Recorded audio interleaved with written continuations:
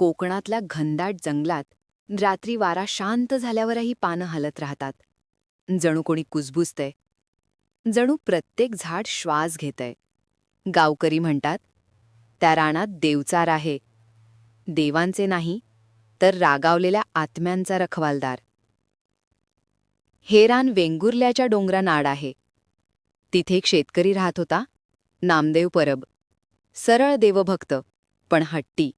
सर्व गावकरी सांगायचे, त्या रानात संध्याकाळी नंतर जाऊ नको. पण नामदेव म्हणायचा, देवाचं नाव घेतलं की कोणाचं काय करणार. पण देवचाराचं नाव घेणं ही चूक ठरली. त्या वर्षी पाऊस उशिरा आला. नामदेवने ठरवलं, रानात जाऊन झऱ्याचं पाणी वळवायचं. रात्र झाली तरी तो निघाला. चांदणं ढगात लपलेलं. फक्त काजव्यांचा प्रकाश आणि दूरवर बेडकांचा गजर. हातात कंदील आणि मनात निर्धार. जशी पायवाट संपली तशी हवा जड झाली. पानांची सळसळ वाढली आणि कुठून तरी एक गंध आला. ओलसर मातीचा नाही, तर जळलेल्या तेलाचा. तो पुढे गेला. तेव्हा झाडांमधून एक मंद पण ठाम आवाज आला. कोण रे, माझ्या रानात? नामदेव थबला. मी पाणी पाहायला आलोय, तो म्हणाला. पण उत्तर नव्हतं. फक्त पानं एकाच दिशेने वळली आणि हवा उलटी वाहू लागली. तो झऱ्याजवळ पोचला. तिथे एका झाडाखाली पांढरं पुतळ्यासारखं काहीतरी बसलेलं. त्याने टॉर्च झोटला. एक क्षण, आणि त्याचा श्वास अडकला. ते काही पुतळं नव्हतं. ती आकृती श्वास घेत होती.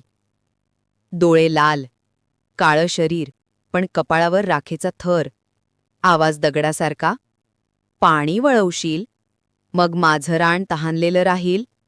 नामदेव मागे सरकला. माझा हेतू वाईट नाही, तो म्हणाला. पण आवाज थंड झाला. माझं नाव घेतलंस का? नामदेवने तोंड उघडलं आणि देवाचं नाव घेतलं. क्षणात कंदील विझला.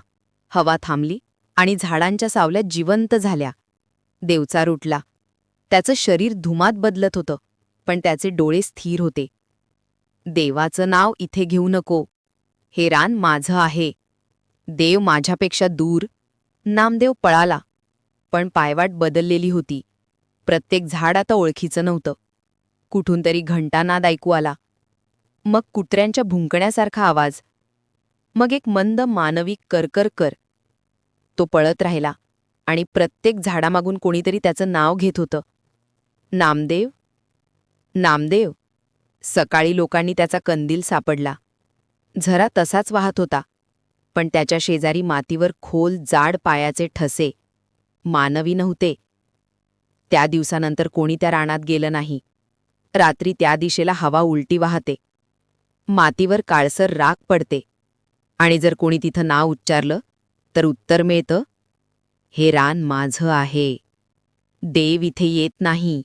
गावकरी आजही म्हणतात, देवचार अजूनही तिथं आहे. तो रानाचं संतुलन सांभाळतो. पण जर कोणी त्याचं नाव घेतलं तर त्या रानाची झाडं आपोआप वागतात. जणू त्याचा श्वास घेतायत. कोकणात काही रानं देवांची नाहीत, ती देवचारांची आहेत. आणि तिथे गेलं की माणूस परततो. पण तो माणूस तोच राहत नाही. पुढच्या भागात संबंधाचं देऊळ, जिथं दर पौर्णिमेला घंटा आपोआप वाजते. आणि देव नव्हे, तर एक आत्मा पूजा घेतो.